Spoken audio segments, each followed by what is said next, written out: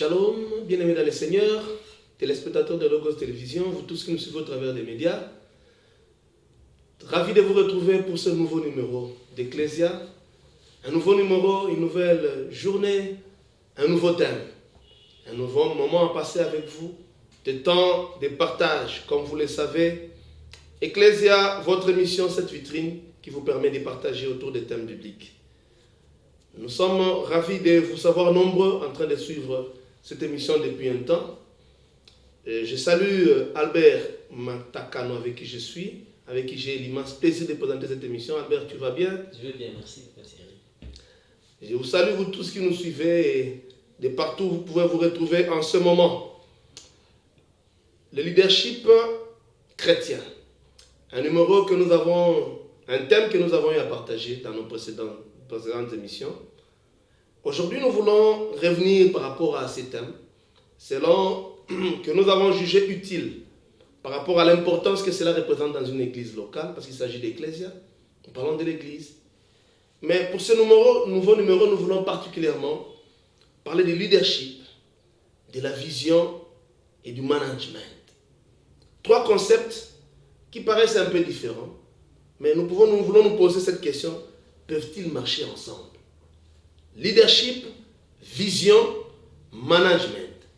Nous sommes dans le cadre d'une église et pour décortiquer ces thèmes, nous avons un habitué de cette émission. C'est le pasteur Eric Piana à qui nous disons bonjour. Bonjour, Patrick. Bonjour pasteur, nous sommes contents de vous recevoir. Je vous en prie, merci. Ainsi que tous ceux qui nous suivent, qui vous reconnaissent. Pasteur, vous êtes théologien de formation.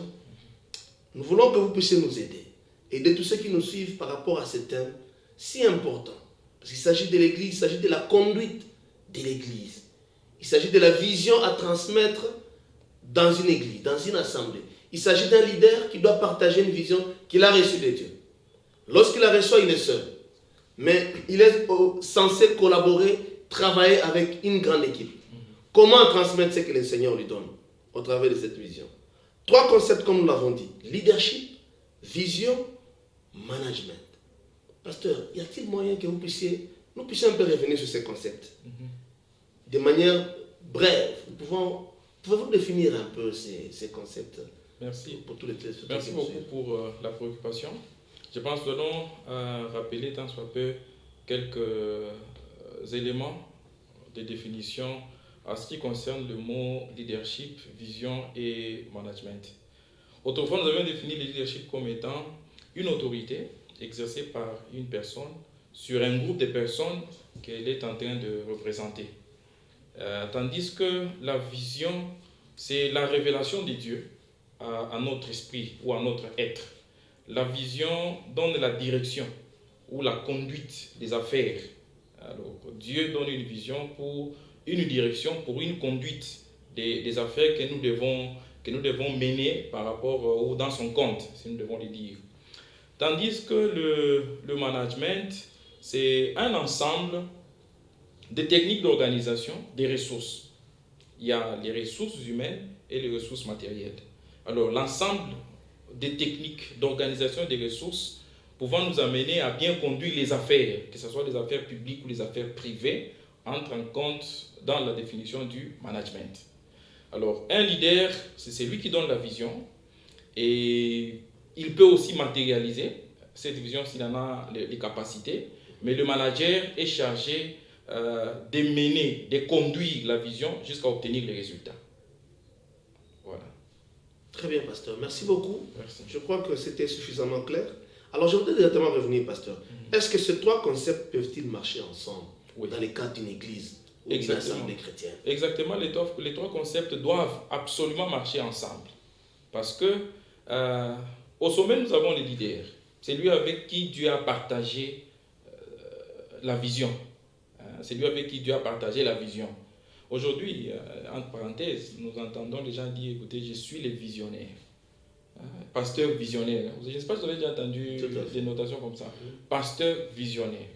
On se pose la question, la vision lui appartient ou il a reçu la vision?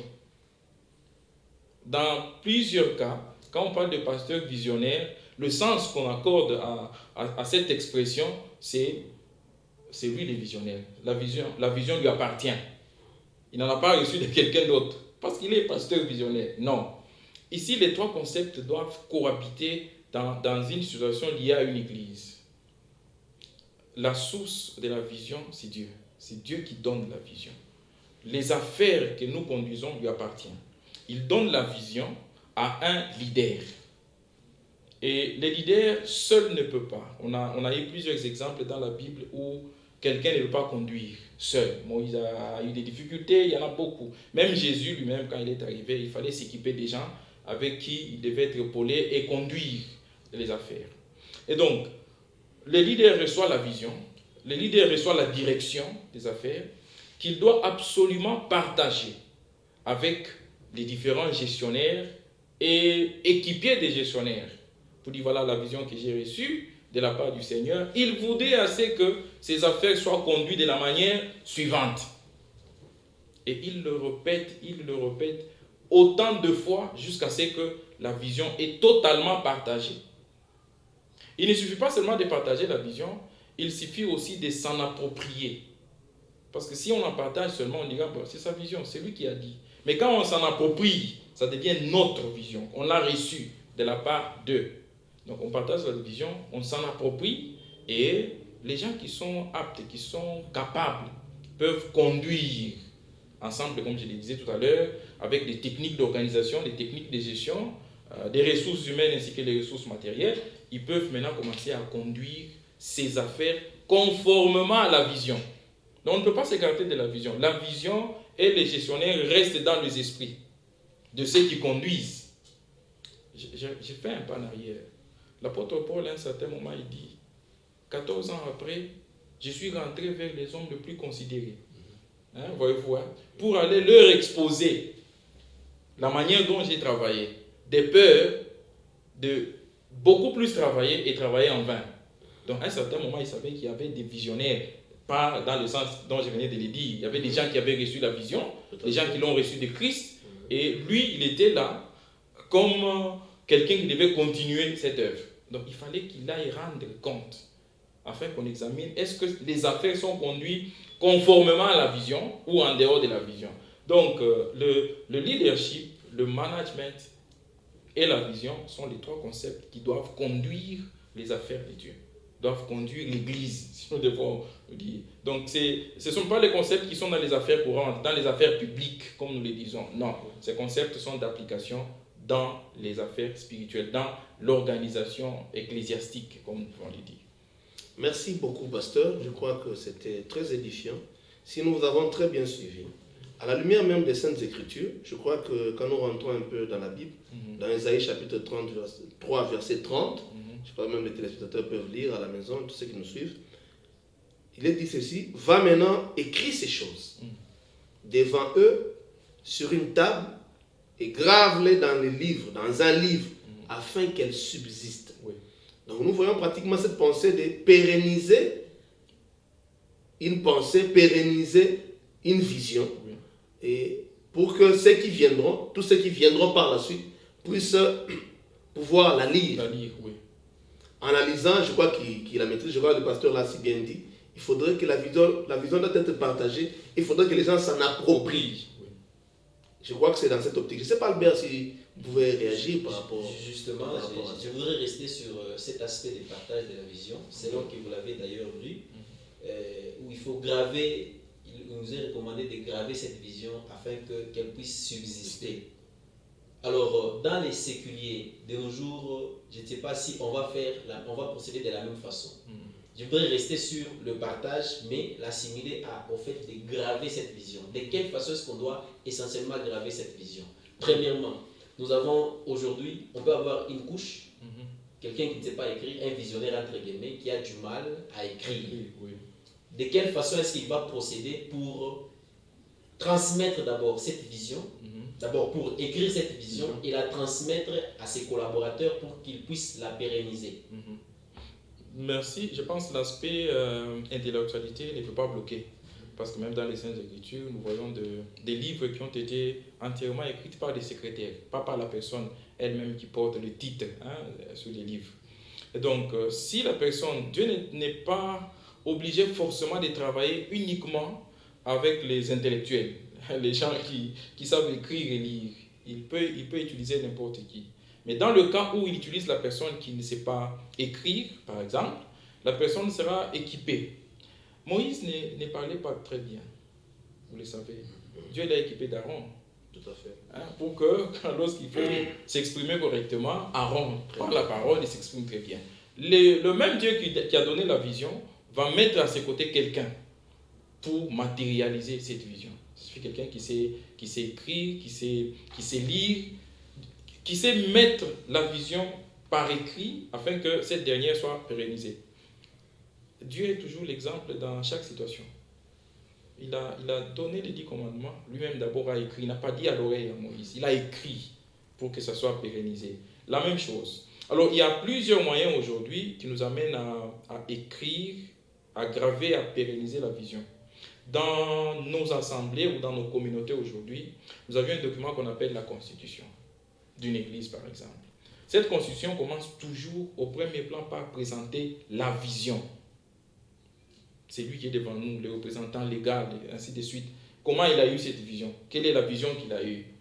Et on explique dans cette constitution-là, aux premières pages, la vision, qui a eu la vision, comment il a eu la vision, à quel endroit, qu'est-ce que Dieu lui a dit exactement, et ainsi de suite. Tout est mis par écrit. Pour que, lui, c'est une personne, il va passer. Et les autres vont continuer. La vision, elle est là, elle est gravée. Et elle est divulguée, elle est informée, tout le monde. Tout celui qui fait partie de cette confession religieuse a accès à la vision pour voir comment apporter sa pierre, ainsi de suite.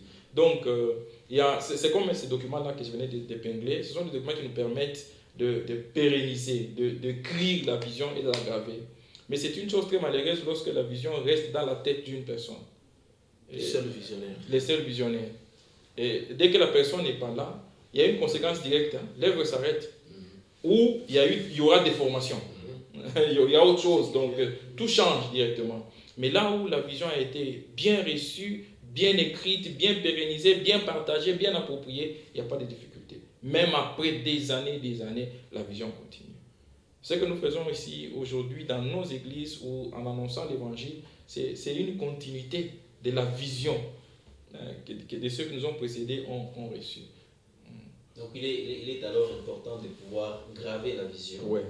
Et parce que vous l'avez gravé, ceux qui sont à vos côtés, ils peuvent s'informer, ils peuvent lire et relire davantage cette vision afin de ne pas s'en écarter. Oui, je voudrais ajouter quelque chose. Cette vision doit être aussi divulguée, enseignée. Voilà.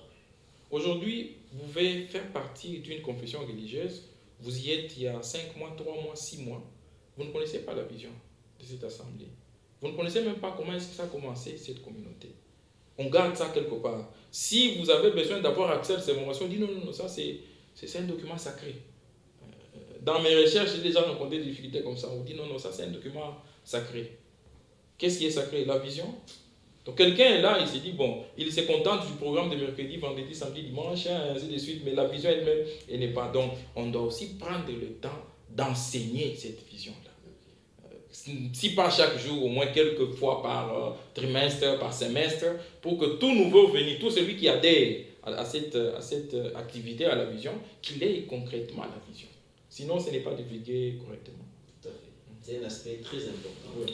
Non seulement que la vision doit être écrite, non seulement qu'elle doit être gravée quelque part, mais aussi elle doit être partagée. Oui. C'est rassurer que les gens, les leaders, ceux qui subissent la conséquence du leadership, comprennent et on actualise, que ça reste dans la tête. Mais je voudrais, avant de parler un peu du management de la vision, je voudrais revenir un peu sur l'aspect de la vision, mais dans le sens de la réception de la vision. Okay. Parce que quand nous parcourons la Bible, nous voyons plusieurs épisodes où certains, les patriarches et tout ça, ils ont été appelés, celui-ci a été appelé d'une certaine façon. Celui-là a été appelé d'une certaine façon. Et même certains auteurs ou certains leaders, disent non, voilà, il n'y a que de cette façon. Si Dieu t'a appelé, tu ne peux passer que par cette voie. Alors je voudrais, si vous pouvez revenir sur ça, est-ce qu'il y a plusieurs façons, il y a plusieurs moyens par lesquels Dieu passe pour appeler quelqu'un, pour communiquer, pour se révéler à l'homme, ou bien il n'y a que des moyens X, Y et Z? Merci. Je pense qu'il n'y a pas que des moyens X, Y et Z. C'est difficile, voire même impossible. Dans ses qualités, il est d'abord souverain. Sa souveraineté fait en sorte qu'il se révèle à nous comme il veut. Il y a deux questions qui soulèvent l'Ancien et le Nouveau Testament, liées à la connaissance de Dieu et liées aussi à l'aspect acquérir la vision, accéder à la vision de Dieu. Nous ne pouvons connaître Dieu que lorsqu'il se révèle à nous. L'homme n'a aucune compétence, aucune qualité ou aptitude à accéder à la connaissance de Dieu. C'est impossible. Vraiment impossible. Toute la connaissance que nous avons de Dieu aujourd'hui, la cause, c'est Dieu lui-même. La connaissance que j'ai de Dieu, ce n'est pas parce que j'ai fait la théologie, non. La connaissance que j'ai de Dieu, ce n'est pas parce que tellement vraiment instruit, enseigné, non. D'abord, la cause de la connaissance, de la connaissance que nous avons de Dieu, c'est Dieu lui-même. Donc, il ne peut que se révéler à nous pour que nous ayons sa connaissance. Et il se révèle à nous de plusieurs manières. Il s'est révélé, de la manière dont il s'est révélé à Moïse, ce n'est pas de la même manière dont il s'est révélé à Paul. Ce n'est pas de la même manière. Donc, il n'y a pas une forme, il n'y a pas un chemin tout tracé dans lequel tout visionnaire doit passer pour accéder à la révélation. Non. Dieu se révèle à nous. Étant souverain, il utilise n'importe quel moyen, n'importe quel chemin pour se révéler à nous. Donc, dire qu'il existe un chemin X et Y, nécessairement par lequel il faut passer pour accéder à la vision, non. C'est lui qui vient vers nous, d'une manière ou d'une autre, et qui nous transmet la vision, qui nous transmet la révélation. Oui. Parce que vous entendrez certains dire, non, il faut que... Moi, j'avais entendu la voix de Dieu. Maintenant, pour me confirmer, il faudra que toi aussi, si tu me dis que Dieu s'est révélé à toi, il faudra nécessairement que tu aies entendu de façon... De la même manière. De la même manière. Non, pas nécessairement. Pas nécessairement. Dieu, la Bible dit, Dieu parle tantôt d'une manière ou d'une autre. Ça signifie que quelqu'un peut recevoir la vision en passant par une autre personne. Je viens t'informer que Dieu t'a dit, il y a ça, il y a ça, il y a ça, il y a ça. Tu vas faire ça, ça, ça, ça. Il t'appelle à ça, ça. Dieu utilise quelqu'un. Bien sûr, en tant qu'humain, tu auras besoin de confirmation. Et nous n'allons pas obliger Dieu de te confirmer de bouche à l'oreille. Non. Il peut encore utiliser quelqu'un d'autre pour te confirmer. Donc, en tout cas, je ne suis pas d'avis de ceux-là qui peuvent dire que Dieu est obligé à nous parler directement à l'oreille lorsqu'il s'agit d'une vision. Non, nous ne lui imposons rien. D'ailleurs, écoutez, Israël voulait que Dieu... À un certain moment, le peuple juif, les Israélites disaient à Moïse, mais écoutez, il n'y a que toi seul, et passant par toi, que Dieu peut parler. Voyez-vous? Non. Et lorsqu'il fallait que tous écoutent Dieu, ce n'était pas intéressant. Donc, ce n'est pas nécessaire. Et nous ne pouvons jamais obliger Dieu à nous. C'est là que vous allez trouver des gens qui se comportent un peu de manière têtue. Il a déjà reçu la vision, il a reçu la recommandation de Dieu de manière claire. Il est là, il se dit, moi je ne bouge pas si Dieu ne parle pas lui-même. Donc, c'est une désobéissance parce qu'il a déjà parlé. À moins qu'il n'a pas parlé, mais si c'est lui, c'est une désobéissance. Nous n'allons pas obliger à Dieu les voies et moyens pour qu'il nous parle. C'est à lui de nous parler, en fonction de ce moyen qu'il dispose. Pasteur, je voudrais réagir un petit peu. C'est par rapport à ce que vous êtes en train de dire. Si je comprends très bien, lorsque un visionnaire reçoit la vision, avant de la transmettre, ne devait-il pas, il faut qu'il la transmette directement, ou il ne se met pas en tête que bon, il faudrait qu'il y ait quand même certains éléments qui peuvent être réunis avant de transmettre la vision. Certainement, les éléments doivent être là. Il doit absolument se rassurer. Et le fait de se rassurer, c'est là où je reviens. N'oblige pas Dieu. S'il n'en a pas reçu de la part de Dieu, il y a même des fois où vous l'avez entendu de Dieu. Mais vous dites non, peut-être que c'est un homme. Peut-être que ce sont des esprits. Peut-être. Et c'est quelqu'un d'autre qui vient confirmer. C'est possible. Mais on prend toujours le temps de se rassurer, de vérifier. Regardez combien de temps Moïse a pris avec Dieu pour se rassurer. Jusqu'à un certain niveau, il dit, écoutez, je voudrais alors te voir seul. Je voudrais voir ta gloire. Je voudrais voir ta personne permanente. Donc comprenez qu'on prend toujours le temps. On n'est jamais pressé dans ce domaine-là. On prend toujours le temps pour se rassurer. Est-ce que Dieu est allé voir Salomon pour dire, écoutez Salomon, c'est toi qui allais construire. Non, on ne voit pas cette conversation entre Dieu et Salomon. Il est passé par son père. Il a dit à David que ce n'est pas toi, j'ai choisi tel. Et c'est David qui va vers Salomon pour dire, écoutez, Salomon, tu as été choisi pour ça, ça, ça. C'est après, il se retire pour chercher la vision, la communication de Dieu, que Dieu lui parle. Donc, Dieu nous parle et nous communique sa vision d'une manière ou d'une autre. Il n'y a pas un chemin tracé. Il est souverain sur ce point-là. Mais celui qui reçoit la vision se rassure. D'abord, il doit se rassurer qu'il a bien compris ce qu'il a reçu. Chaque fois que Moïse ne comprenait pas bien quelque chose, il lui demandait de nouveau. Qu'est-ce que je veux dire? Lorsqu'on va me poser cette question, je répondrai comment? Lorsqu'on va demander qui est celui qui t'a envoyé, quel est son nom, qui je vais citer. Donc, Moïse a pris le temps de se rassurer de chaque point lié à la vision. Et quand il transmet, c'est une vision qui soit claire, sans ambiguïté. Pasteur, Ouais. que direz-vous d'un leader qui n'arrive pas à transmettre la vision qu'il a reçue? Wow, ça c'est un mauvais leader. C'est difficile. Il n'arrive pas. Il s'est dit j'ai reçu, mais il n'arrive pas à la transmettre. Ça signifie pour autant qu'il est moins leader. En tout cas, c'est un cas très complexe. Être un leader, recevoir la vision et ne pas être en mesure de communiquer. Je connais le cas où quelqu'un a des difficultés liées à l'aspect humain. Voyez-vous, hein, quelqu'un qui bégaye, quelqu'un qui ne s'exprime pas bien. Par exemple. Et Dieu sait déjà que toi tu bégayes, tu ne t'exprimes pas bien. Mais il a équipé de quelqu'un d'autre. Pas quelqu'un qui a un quotient intellectuel plus faible qui ne l'amène pas à bien comprendre ou saisir la vision. Ou comprendre ce qu'il a reçu. À ce niveau-là, il y a un problème. Je pense qu'un tel leader doit s'arrêter. S'arrêter pour dire, je m'arrête. D'abord là, je n'avance pas jusqu'à ce que les choses soient claires. Sinon, il va communiquer de fausseté. Sinon, il doit communiquer de fausseté. C'est comme quelqu'un qui reçoit une vision qui n'est pas claire et qui s'est hâte de communiquer la vision. Vous voyez ce que ça fait, hein? À un moment, tu n'as pas d'explication, tu n'as pas de soubassement. Là, ça ne passe pas. Du point de vue quotient intellectuel, je pense que quelqu'un qui reçoit la vision, quelqu'un avec qui Dieu communique, Dieu parle, Dieu échange en donnant une direction, doit être en mesure de l'écouter. Il doit être en mesure de l'écouter et de le comprendre. Écouter Dieu et le comprendre, c'est une base pour tout visionnaire, pour tout celui qui reçoit la vision. Maintenant, par rapport à la transmission, par rapport à la communication, quelqu'un peut éprouver des difficultés liées à la communication. Ça, c'est l'aspect humain. Il y a des gens qui peuvent être à ses côtés, que Dieu l'a équipé, pour lui permettre de bien communiquer la vision aux autres. Là, on ne peut pas en tenir rigueur. Mais si c'est ne pas bien comprendre la vision, là, c'est un problème sérieux. En quoi est-ce qu'on peut être appelé leader ou visionnaire alors qu'on ne sait même pas expliquer sa vision? Ou on l'explique de manière trop ambiguë, il y a des flous. Ça ne passe pas.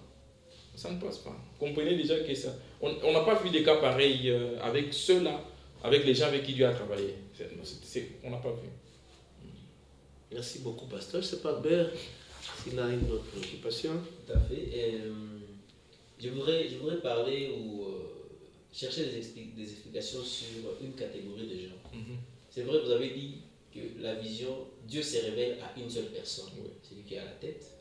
Mais autour de cette personne-là, il y a d'autres collaborateurs. Je voudrais parler pour cette catégorie des gens. De quelle façon est-ce qu'ils doivent normalement faire les choses pour contribuer à la réussite de la vision? Dans les cas où le visionnaire n'a pas gravé la vision et n'a pas bien communiqué, si pas bien communiqué la vision, mais aussi dans les cas où la vision a été donnée. Et vous voyez qu'à un moment, quand il y a des leaders intermédiaires, on peut croire que ça vient d'eux, alors que ça émane du visionnaire qui est à la tête. Oui. Je pense que la nature nous enseigne sur cet aspect des choses. Vous allez trouver quelqu'un ici, un chef d'établissement ou un gestionnaire dans le cadre public, lorsqu'il doit exécuter une activité aussi qu'il vous dit sur conformément à la vision du chef de l'État. On est à l'ICACI, c'est un administrateur de l'ICACI, mais il vous dit conformément à la vision du chef de l'État. Alors qu'entre lui et le chef de l'État, il y a plusieurs personnes, il y a plusieurs intermédiaires. Donc, il faut toujours se référer à la vision. Voyez-vous. Donc, on se réfère à la source, on se réfère à la vision. C'est pour cela qu'elle doit être très bien partagée. Et vous devez vous rassurer que même au plus bas niveau de l'échelle, la personne maîtrise cette vision-là. Un bon leader ne s'arrête pas à une couche. Non, il va trop bas pour se rassurer que la vision est partagée. Dans le cadre où la vision n'a pas été matérialisée et qu'il y a des collaborateurs qui l'ont quand même reçu de vive voix, il y a un texte qui m'intéresse beaucoup. Ça doit être Luc, chapitre 1. Quand il fait ses investigations, il dit « Excellent Théophile, j'ai écrit dans mon premier livre, après avoir fait des recherches, il dit, après avoir fait des recherches, j'ai consulté les témoins oculaires. Je les ai consultés. J'ai aussi consulté ceux qui n'étaient pas là, mais qui ont reçu ou qui ont assisté, qui n'ont pas assisté aux événements, mais qui ont eu des nouvelles de ces événements-là. Et je voudrais vous le présenter de manière soignée, proprement. Donc, quand Luc écrit, quand Luc matérialise la vision, quand Luc matérialise les Saintes Écritures, il fait référence à ceux qui étaient là, les témoins oculaires. Il fait aussi référence aux autres écrivains. Donc, pour dire quoi? La vision n'a pas été matérialisée, mais ceux qui sont à côté, qui ont reçu, ils ont entendu de leurs oreilles, ils sont obligés de matérialiser. Ils sont obligés. Ça signifie, aussi longtemps que les visionnaires n'est plus, c'est eux qui doivent assurer. Ils doivent matérialiser et se rassurer que cette vision est partagée jusqu'au bas de l'échelle. C'est vraiment nécessaire. Mais la seule chose sur laquelle je voudrais beaucoup plus insister, c'est se référer à la vision. Oui, ça c'est vraiment capital. Je l'ai dit et je le répète, la nature nous enseigne beaucoup plus. Le monsieur Talikassim, il vous dit conformément à la vision du chef de l'État. Or, il est en train de poser une activité là, soit la construction, soit ainsi de suite. Il se réfère à la vision du chef de l'État. Nous aussi, c'est la même chose. Nous devons nous référer à celui qui a donné la vision et à la vision elle-même. Et non pas nous référer à nos compétences, nous référer à ce que nous sommes, à ce que nous faisons. Non. Donc, dans toute la lignée, du début jusqu'à la fin, le seul lien qui lie le manager, le leader et les autres collaborateurs, c'est la vision. C'est la vision qui doit nous lier, pas d'autres relations. Si nous sommes liés par le lien de la vision, le lien de la direction, c'est fini, on a gagné, on va bien faire les choses. Mais s'il y a d'autres liens, d'ailleurs ce sont les liens auxiliaires qui biaisent les activités. Oui. Donc, en tout cas, j'insiste sur l'aspect, la vision doit être le lien entre différents opérateurs. La vision doit nous lier. Pasteur, je voudrais qu'on revienne un peu sur un concept, c'est le management. Oui. Le management dans l'Église. Parce que, vous voyez, avec la définition du management, comme vous l'avez défini, oui, c'est vraiment vague, voilà. Ça renferme beaucoup de choses en fait. Oui. Mais nous voulons prendre l'aspect management dans l'Église. Les visionnaires communiquent la vision, c'est que les collaborateurs s'en accaparent. Oui. Les managers permettent à faire distiller cette vision afin qu'elle produise, des faits. C'est eux qui sont pratiquement au four et au moulin. Oui. Ils matérialisent la vision. Ils matérialisent la vision, merci pasteur.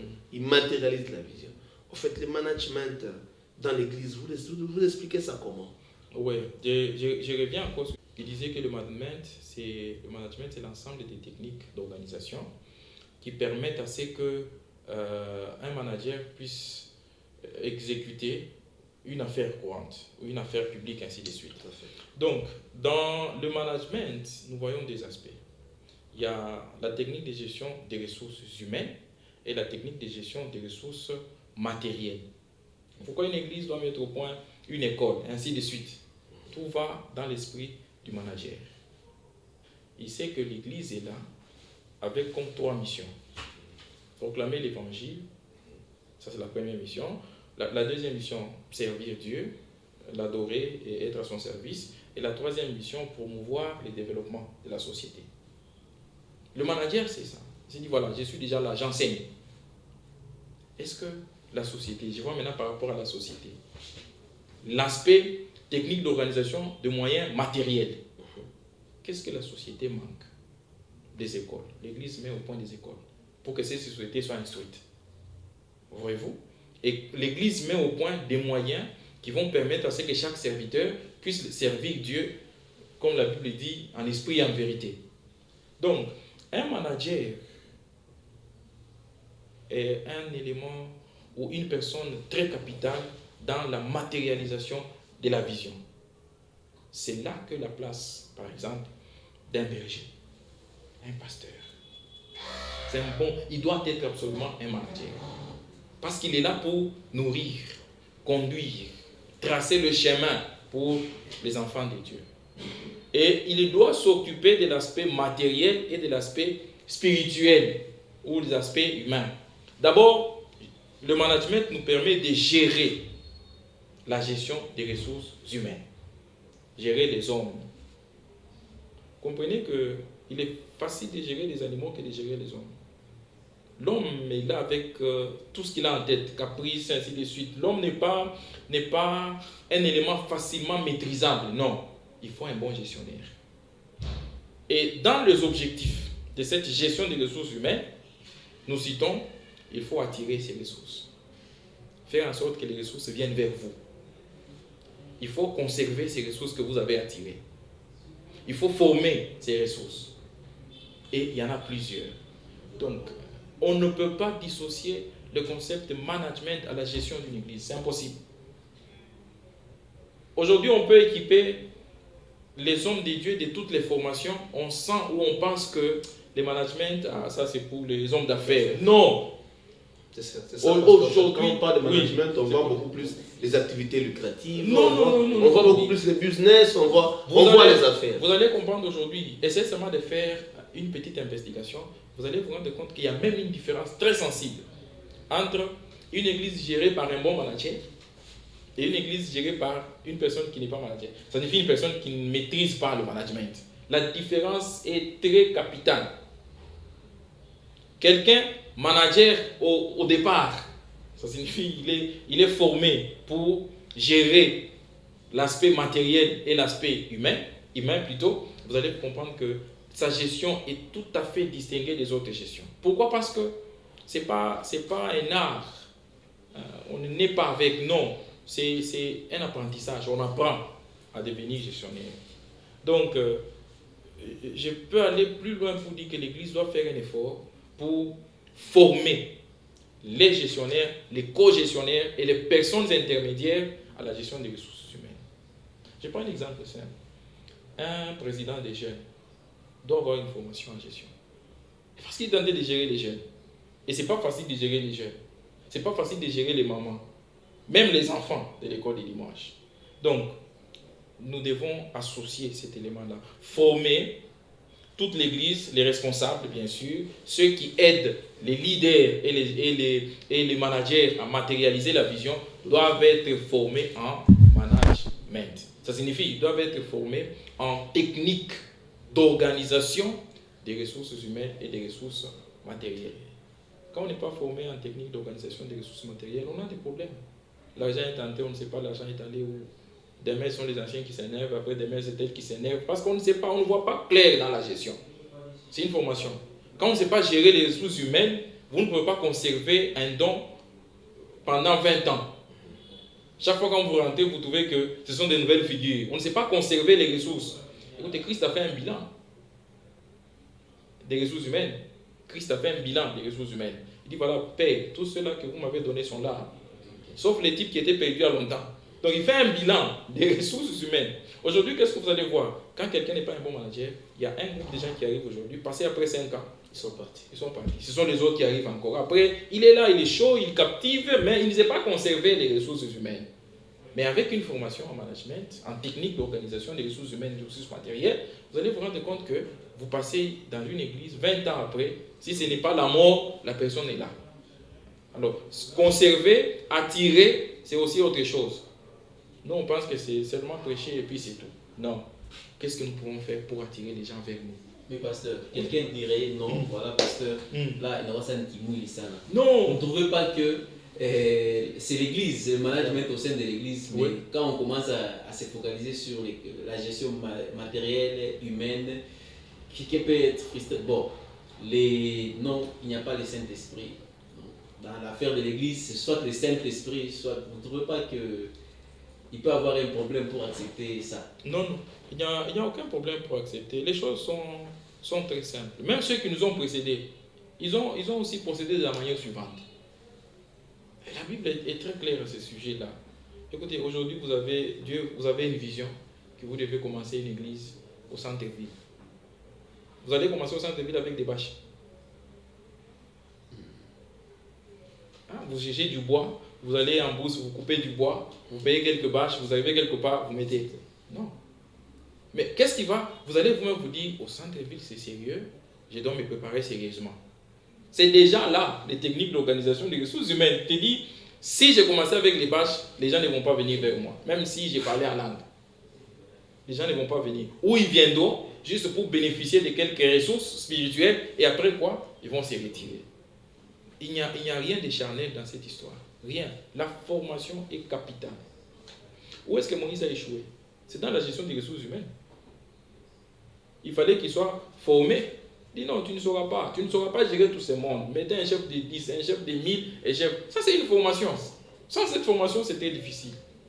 Je vous assure aujourd'hui, un leader formé, ou un manager formé, un pasteur formé, un ancien formé en management, en tout cas, sa prestation est distinguée. Parce qu'il sait gérer. Il sait gérer l'aspect humain, il sait gérer l'aspect matériel. Écoutez, quelqu'un est nul en psychologie de l'adolescent. Il ne connaît pas comment l'adolescent réfléchit. Comment il réagit? Il ne connaît. Comment est-ce qu'il va gérer les jeunes? Comment quelqu'un est nul dans la psychologie des enfants? Comment est-ce qu'il va gérer les enfants?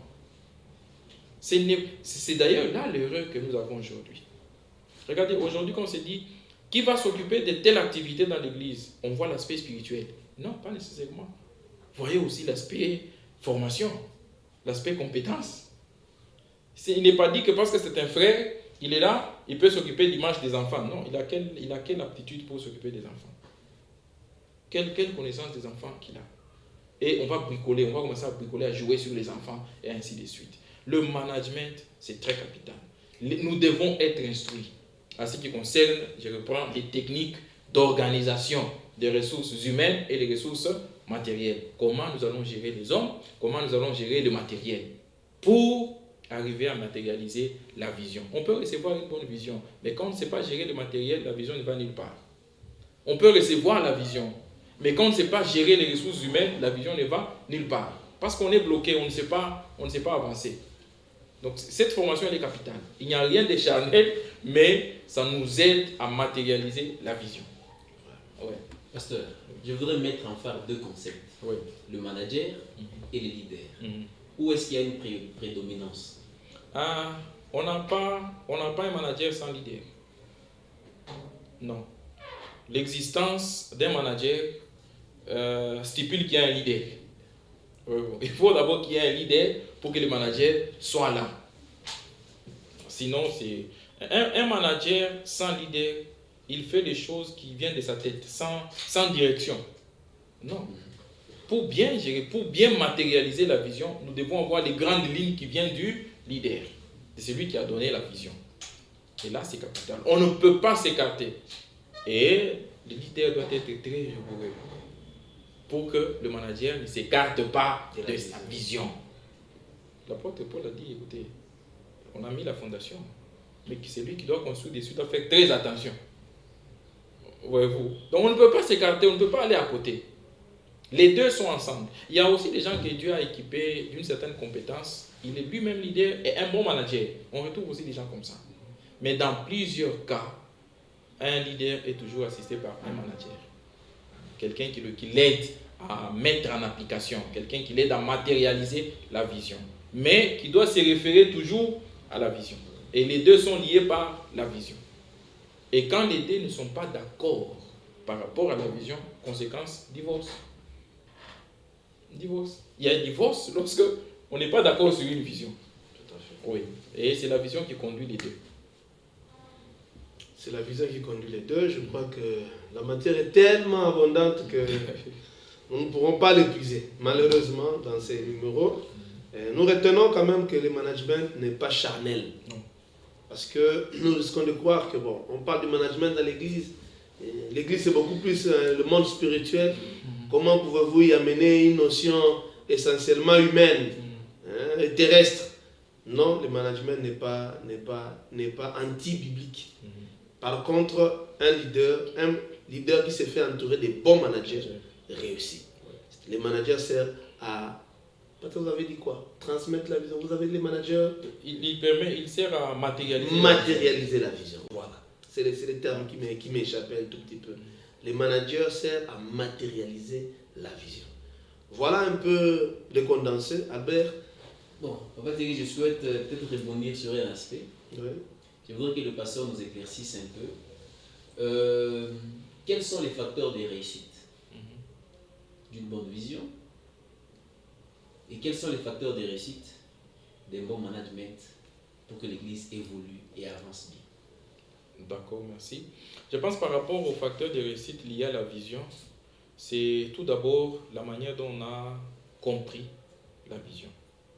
Lorsque la transmission ou la perception de la vision est entachée de plusieurs problèmes, ça va de pair.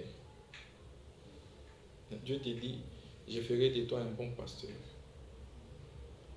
Toi, tu dis, Dieu m'a déjà fait un bon pasteur. Je dois commencer aujourd'hui. Pensez-vous que tu es dans la vision? Non, tu n'es pas dans la vision. Tu peux t'en accrocher, mais ça ne va pas produire parce que le temps n'est pas encore venu. Tout à fait. Donc, le facteur primordial dans la réussite liée à la vision, c'est bien comprendre la vision. Bien maîtriser la vision. Dans ce que Dieu communique, il n'y a jamais eu de flou. Il n'y a jamais eu de zone d'ombre. Quand Dieu communique la vision, elle est claire, perspective, elle est facile à comprendre. Mais quand on a eu des difficultés dans la compréhension liées à un aspect, ça signifie que la base elle est mauvaise. La base n'est pas solide. Mais du côté manager, le manager doit rester dans la vision. Le manager ne doit pas ajouter quelque chose à la vision. On ne corrige pas. On ne peut pas prétendre que ici, non. On matérialise la vision sans y ajouter quelque chose, embellir, non. Là c'est une autre vision. On doit rester dans la vision et mettre les moyens. Ça, c'est la gestion. Mettre les moyens qu'il faut pour que la gestion soit matérialisée. C'est ça qui importe un manager. Le manager, ça ne lui importe pas. Est-ce que vraiment cette vision est correcte? Est-ce que non. Quand le manager s'en approprie, il se dit voilà, la vision est là, je dois matérialiser. Ça signifie qu'il respecte et cherche le voies et moyens pour matérialiser. Quels sont les hommes dont j'ai besoin pour matérialiser? Quelles sont les ressources matérielles que j'ai besoin pour matérialiser? C'est ça son problème. Quelles sont les techniques de gestion que je vais mettre sur pied pour arriver à produire le résultat? Voilà ce qui intéresse. Il ne peut en aucun cas se substituer à un leader. Là, on est encore à côté. Voilà. Je crois que ça a été très bien clair et bien clarifié par le pasteur. Nous allons passer à une autre étape. Je crois que nous allons directement droit à l'appel au salut. Parce que nous avons pratiquement épuisé notre timing. Albert, l'appel au salut. Bien-aimés dans les Seigneurs, que Dieu vous bénisse déjà parce que vous avez suivi. Ce soir, au travers de ces numéros, vous avez entendu ce que le Saint-Esprit a voulu que vous puissiez entendre au sujet du leadership, de la vision et du management. Vous pouvez être un leader d'une certaine organisation chrétienne ou ecclésiastique, mais vous retrouvez qu'il y a certaines choses que vous avez apprises au courant de ces numéros, mais que vous n'appliquez pas. Alors, je voudrais demander au pasteur qu'il puisse prononcer une prière par rapport à vous, mais aussi vous qui êtes aussi leader à des niveaux intermédiaires, vous qui êtes aussi manager. On nous a bien démontré au travers de la parole de Dieu qu'un bon manager dans les cadres ecclésiastiques, c'est celui qui doit rester toujours dans la vision. Chercher à matérialiser la vision. Ce n'est pas chercher à se dupliquer aussi pour être un autre visionnaire. Non, un bon manager doit chercher à matérialiser la vision qu'il a reçue de celui qui a la tête. Alors je voudrais qu'ensemble avec le pasteur, qu'il puisse prier pour toutes ces catégories, mais aussi vous on parle de tout ça, de tous les trois concepts, c'est pour nous, c'est pour tous les chrétiens. Alors, si vous n'avez jamais reçu Jésus-Christ comme Seigneur et Sauveur personnel dans votre vie, c'est le temps. Alors, le pasteur, vous pouvez prier pour toutes les trois catégories par rapport à ça. Merci, prions. Seigneur notre Dieu, ce soir nous te disons merci et te rendons grâce. D'abord pour toute l'opportunité que tu nous accordes de partager avec ton peuple. Nous avons besoin et nous avons reçu de toi une vision. Et il y a des résultats que vous attendez de la part de tout un chacun de nous et de ceux qui sont tentés de nous suivre. Tout ce que nous demandons ce soir, c'est d'être équipés par toi seul. Quand tu donnes la vision, tu prévois aussi les moyens nécessaires pour que cette vision soit matérialisée. Nous n'allons pas chercher nos moyens, nous n'allons pas chercher quoi que ce soit pour matérialiser ta vision. Mais nous avons besoin que nous puissions être équipés par toi, et au niveau du leader, et au niveau du manager, et même au niveau de toutes les autres personnes qui interviennent dans cette vision. Éternel, équipe tes enfants, bénis tes enfants, accorde-nous tout ce qu'il faut pour que nous puissions rester dans la vision et la matérialiser chaque jour qui passe. Ta parole déclare que les jours sont mauvais et nous devons racheter le temps. Permets que le temps soit racheté et que nous puissions nous mettre à l'œuvre. Ceux qui nous ont suivis et qui ont senti le besoin, ô Dieu, d'être tes enfants. Éternel notre Dieu, permets en sorte que ces enfants puissent encore t'appartenir. C'est toi qui appelles. Permets que ceux qui ont besoin d'être à toi soient à toi par ta force et par ta puissance. Bénis tes enfants, bénis tes serviteurs partout à travers le monde qui se donnent corps, âme à ton œuvre et que ta grâce qui dépasse notre intelligence soit sur tout un chacun de nous. Nous te prions ainsi au nom de Jésus. Amen. Amen. Amen. Nous voici à la fin de cette émission d'Ecclésia, ce numéro d'Ecclésia d'aujourd'hui. Si ce numéro vous a plu, n'oubliez pas de faire signe. Nous avons notre chaîne TV, plutôt YouTube, Ecclésia TV. N'oubliez pas de vous abonner, surtout. Abonnez-vous massivement sur notre chaîne Ecclésia TV sur YouTube, sur toutes les plateformes de téléchargement. Également Ecclésia Espace, Albert, sur Facebook. Ecclésia Espace. Vous pouvez toujours réagir, les commentaires, même des questions, si vous avez des questions, bien aimés, n'hésitez pas, vous pouvez toujours nous écrire à cette adresse. Nous pourrons les avoir et nous pourrons toujours vous répondre au prochain numéro que nous aurons à organiser. Sinon, que dans l'entretemps, portez-vous bien et que le Seigneur nous bénisse tous. Nous vous aimons bien. Ciao. À tantôt. Merci.